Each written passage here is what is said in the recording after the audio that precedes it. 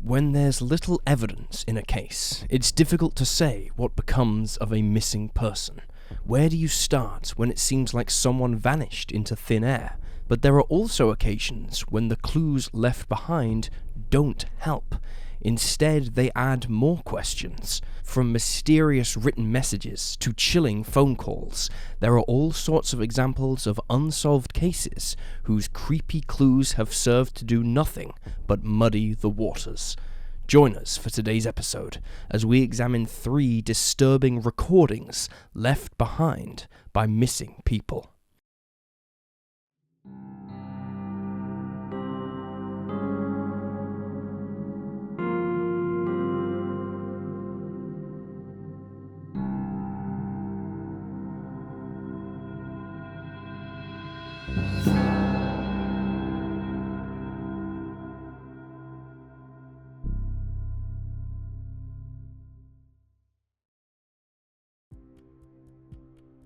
Shannon Green and David DeWayne Bell. 16-year-old Shannon Green was last seen in Owensboro, Kentucky on the evening of July 6, 1986.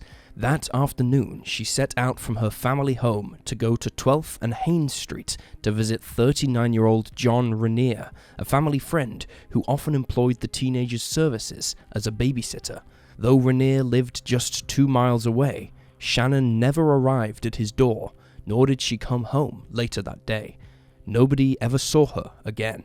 Just days after Shannon's disappearance, her mother received a bizarre phone call from a man calling himself DeWayne. He claimed that he and Shannon had run off to get married. Though the caller was never identified, and the call itself is thought now to be a hoax, Shannon did know an 18-year-old named David DeWayne Bell. The pair had reportedly been at a mutual friend's house just 1 day before she vanished, but stranger still was the fact that DeWayne disappeared on July 11th, just days after Shannon went missing. DeWayne was last seen in Owensboro earlier that day. His family grew concerned when they discovered his blue bicycle abandoned at his sister's house. He was known to take good care of the bike, used it frequently, and never left it unattended. Early into the investigation, law enforcement looked at John Rainier, who had a criminal record, as a suspect. He had been convicted of armed robbery in 1966 and later returned to prison for conspiracy to commit murder in the 1970s. At the time of Shannon's disappearance, he was awaiting trial after he was charged with first-degree sodomy following allegations of sexual assault. Though he was acquitted in August of 1986, he was charged once more when another woman told police that she had suffered a similar experience. This time, in 1988, he was found guilty. Though he was given life behind bars, he was paroled in 2001. Notably, Rainier was a friend of DeWayne's family, as he worked for the same construction company as DeWayne and his father, David Lee Bell. For decades, the cases of both teenagers lay dormant, but in 2005, journalist Stephanie Sylvie spoke with Rainier and discovered that in 1986, he had given the police a secretly taped conversation he had had with DeWayne shortly before the 18-year-old disappeared. According to police, DeWayne confessed on the tape to the murder of Shannon Green, as well as others, and Rainier told investigators that he had been taken to the burial sites of Shannon Green and Angie Dickens, a 23-year-old who had been missing since June 1986. According to DeWayne, he and Shannon had gotten into an argument, and things had gotten physical. When the 16-year-old fought back, his father, David, intervened, pinning her arms to the ground while DeWayne strangled her to death. Afterwards, the two buried her body in the cornfield he had taken Rainier to see. DeWayne also claimed that he'd been fooling around with Angie when he killed her, and that he had killed a girl and a kid, both of whom were from Tennessee. He reportedly pointed out the burial sites to Rainier. Although DeWayne stated that he had told the police what he'd done, police records showed only that an anonymous person had told the police, "I done killed 2 or 3. Better stop me before I kill more." Before submitting the tape, Rainier met up with David and told him of its existence. Notably, this was on July 11th. David claimed that he needed to find his son and speak with him. but DeWayne was never seen again, and despite his missing child, David uprooted his life shortly afterwards, moving to Arizona with his girlfriend, claiming it was something he needed to do for work. On August 23rd, Raniere turned over the tape to a detective from the Daviess County Sheriff's Office, who then handed it over to Kentucky State Police. Owensboro PD would later uncover the tape in 2005, after it had been misfiled by Kentucky authorities and misplaced for 2 decades.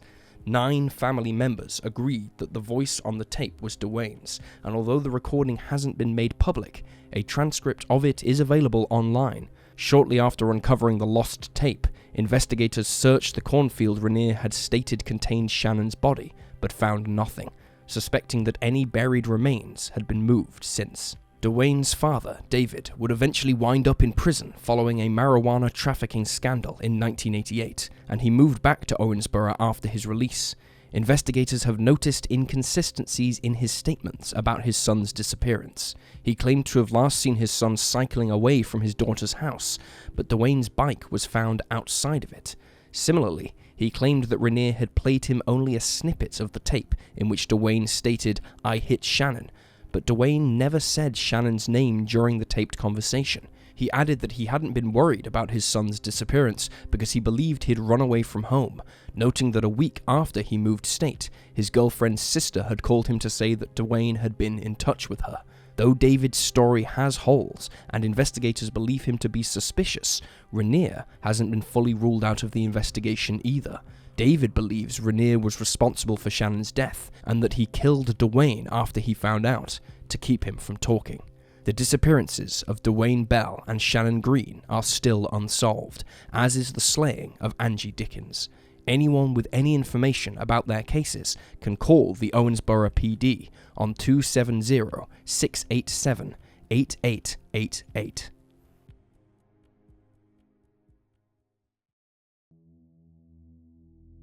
Brandon Swanson.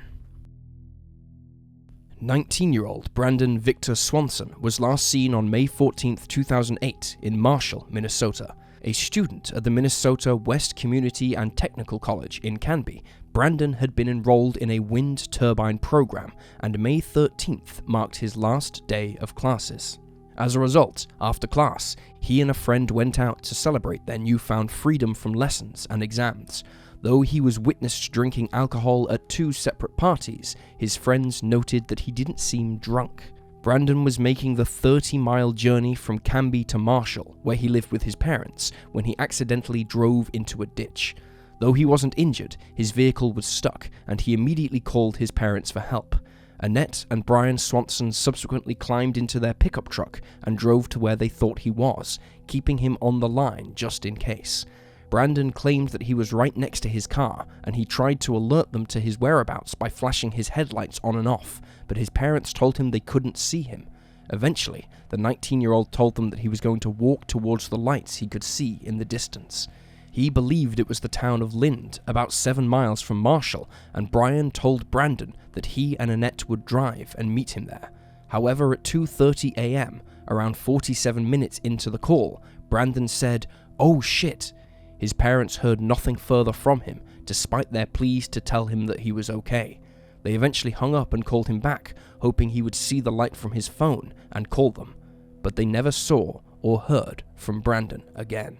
Brandon was reported missing at 6:30 a.m., but the investigation was immediately hampered by Lind Police's disinterest in pursuing the case, telling his parents that it was far from unusual for a 19-year-old to be out late. His mother, Annette, recalled that one officer told her it was her son's right to be missing.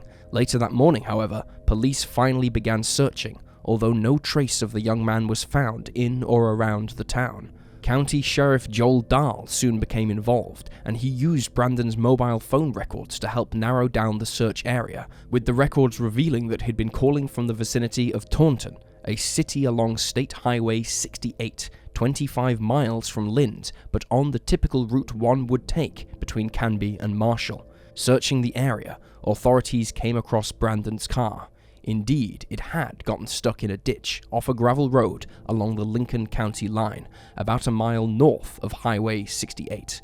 Though the car wasn't particularly damaged, the wheels did not touch the ground on one side, rendering it unable to get traction. Due to the ditch being surrounded by gravel and grass, investigators struggled to determine the way Brandon went, although a further search of his phone records allowed them to concentrate their efforts within 5 miles of a specific cell phone tower. An aerial team, scent dogs, ATVs, and deputies on horseback were all called in to assist in the search for Brandon, but no trace of him was found. Even after the search was called off, Lincoln County Sheriff Jack Vizecki continued to walk alongside the 2 miles of the Yellow Medicine River that was in that area every day for another month. Further search efforts were made in the autumn months, and in 2010, a tip line was set up by the Minnesota Bureau of Criminal Apprehension. But despite the efforts of several law enforcement agencies, Brandon is still missing. A scent dog traced Brandon's scent to the Yellow Medicine River before continuing across to the other side along the opposite riverbank to another gravel road, where it continued towards the Yellow Medicine County line. Although many believe Brandon perished in the river, his mother holds out hope that the scent dog was correct, that he had come out on the other side. His parents don't believe he intentionally ran away, since they were on their way to pick him up, and investigators cannot rule out foul play, although they believe he likely met with an accident. Over a decade after he went missing, in 2021, the Yellow Medicine River dried up due to a drought. This led investigators to search the area and conduct an excavation, but nothing of Brandon's was recovered. His clothing, glasses, keys, mobile phone, all of it is still missing to this day. 19-year-old Brandon Swanson was last seen on May 14, 2008 in Marshall, Minnesota. He is described as a white male, standing at 5'6" and weighed 120 pounds at the time of his disappearance. He has brown hair, blue eyes, pierced ears, and was last known to be wearing blue jeans and a t-shirt. If he is still alive, he will be 35 years old. Anyone with information about his disappearance can leave a tip with the FBI at tips.fbi.gov/home or call the Lincoln County Sheriff's Department at 507-694-1664.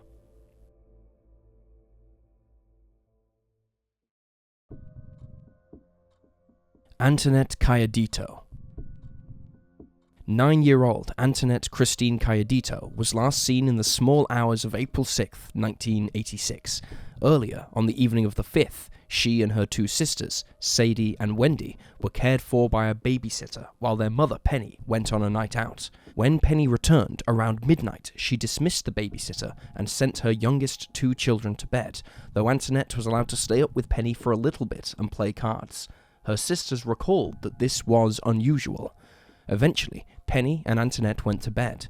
One of her younger sisters would later report that sometime after 3:30 a.m., someone knocked on the door, and Anthonette took it upon herself to answer. She never returned to bed. Her sister went back to sleep, thinking little of it. At the time of Anthonette's disappearance, her parents were divorced, and she was living with her sisters and mother in the 200 block of Arnold Street in Gallup, New Mexico. By all accounts, Anthonette was a clever, dependable, and level-headed young girl who often acted as her siblings' caregiver, cooking their meals and ironing their clothes when Penny was working. It was not abnormal of her to answer the door, despite her young age.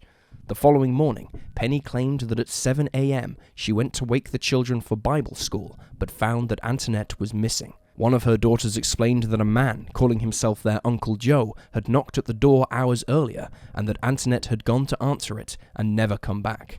Penny asked the neighbors if they'd seen the little girl, but nobody had, and she ultimately called the police. The investigation into Anthonette's disappearance turned up few leads, with investigators seeming to have mishandled the case initially, as Penny was told she could not report her daughter missing for another 8 hours, and their home wasn't even searched until about 4 days after that. Meanwhile, Penny failed to mention that a man by the name of Emo Gardella had given flowers to her daughter 3 times in the days leading up to her disappearance, and was known to try and lavish the 9-year-old with gifts. He'd even once given her a necklace with a teddy bear pendant. several witnesses had seen Gardella bringing the young girl the flowers, and a report by journalist Crystal Gutierrez observed that while Penny had been getting ready to go out on the night of April 5th, Gardella had come to visit on his own and reportedly had Anthonette sit on his lap when her mother was gone from the room. Penny only mentioned Gardella's interest in her daughter when prompted by another relative. Meanwhile, a friend of Penny's named Roger told Gallup police that he'd been by the family's house that night at around 3:30 and that he'd knocked on both the door and a bedroom window. He claimed that he'd wanted to check on Penny as they'd fought at the bar earlier that night. However, he received no answer, and so he went and spent the night at a friend's house. This friend backed his story. It's believed that Roger's knocking was a separate incident to the knocking that came later and led to Anthonette's abduction. According to some reports, Penny and Anthonette were still up when Roger knocked. Penny told her daughter to ignore it and said he would go away soon enough. One lead received by investigators was a report from a neighbor of a vehicle parked outside Anthonette's home between 6:30 and 7 a.m., just hours after Anthonette's presumed time of disappearance. The neighbor described the car as an older model brown truck with New Mexico license plates. Reportedly, the driver got out and walked towards the residence, but the neighbor couldn't recall any further details. Neither the truck nor the driver have been identified, and it's unknown if they are connected to the case in any way. For months, Anthonette's case saw no movement. The siblings' real-life Uncle Joe was interviewed and ruled out of the investigation. Then, about a year after the 9-year-old went missing, Gallup PD received a chilling phone call from a girl claiming to be Anthonette. She stated that she was in Albuquerque, but before the call could be traced, an angry-sounding voice said, "Who said you could use the phone?" The sounds of a scuffle and a scream could be heard before the line went dead. Though the call was brief, just 40 seconds long, Penny firmly believed that the voice on the other end was her daughter's. 5 years after Anthonette went missing, her sister, Wendy, who was now 10, gave her version of events to investigators. She claimed that when her sister opened the door to Uncle Joe, she was grabbed by 2 men, and while kicking and flailing, screaming repeatedly, "Let me go," Anthonette was then forced into a brown van. Wendy stated that she didn't see the men's faces, so she could not identify them, and added that she hadn't said anything earlier as she was afraid to upset her mother or not be believed by investigators. In recent years, it has emerged that Penny was interviewed in 1994 by the FBI and had instructed her eldest daughter to answer the door to Uncle Joe. She stated, "I lay there for a period of time, maybe 30 minutes, and Anthonette never came back. I got up to see where she was, but I couldn't find her."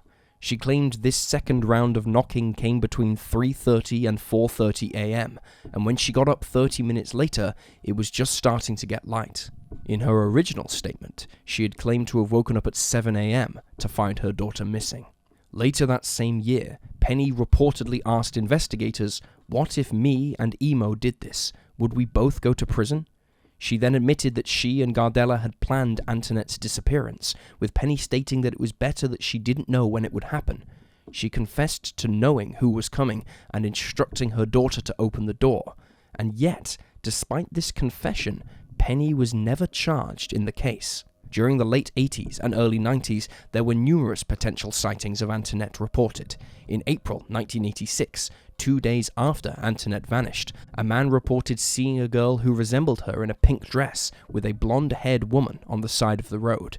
Later that month, on April 19th, a woman saw a brown truck at a petrol station which passed her while a young girl's voice yelled, "Help me," repeatedly. In June, a man reported seeing a girl resembling Anthonette in a pink dress, similar to the April 8th sighting. He described her as having a mark on her cheek, like the missing 9-year-old had. None of these sightings have ever been confirmed, however, and the most notable of all of them occurred in 1991, when a waitress in Carson City, Nevada, saw a girl resembling Anthonette with an unkempt couple.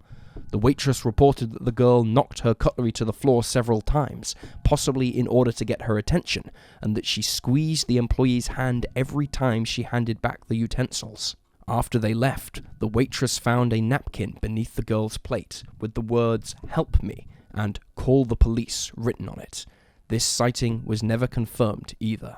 Anthonette is still missing to this day. Her mother died in 1999 from heart problems and liver cirrhosis, and her father, Anthony Montoya, died in 2012. Her sister, Wendy Montoya, told the Albuquerque Journal in 2016 that Anthonette's disappearance caused a significant rift in her family, noting, "It just broke my whole family up. It was a very dark and dysfunctional time." She said that both she and her mother found it impossible to talk about her sister while sober or without crying. In her early adult years, Wendy struggled. She gained a criminal record and became addicted to drugs and alcohol, eventually losing custody of her children. But in 2007, she got clean and sober and got her children back. She says that she doesn't believe Anthonette is dead, stating, "I'm not going to accept that she's dead. I need proof." In 2022, their other sister, Sadie, told Coat TV, "She's safe. She has a family that loves her. She has sisters. We haven't given up. We all wonder and think about Anthonette and what she's doing. Does she have kids? What kind of life is she living?" Anthonette is a half-white and half-Native American female of Navajo and Italian descent. She has black hair and brown eyes, dark-colored moles on her right cheek, nose, back, both hands, and on her right knee. She also has scars on one of her knees and on her lip. At the time of her disappearance, she was 4'7" and weighed 55 pounds. She was likely wearing a knee-length pink nightgown and possibly a silver chain with a small cross-shaped turquoise pendant. If she is still alive, she will be 47 years old. Anyone with information about her case can contact the Gallup PD at 505-863-9365. And there you have the facts. Please leave a comment down below with your own theories and speculations, and remember to like this video and subscribe to support the channel. Thank you for watching. Stay alert, stay safe, and I'll see you next time.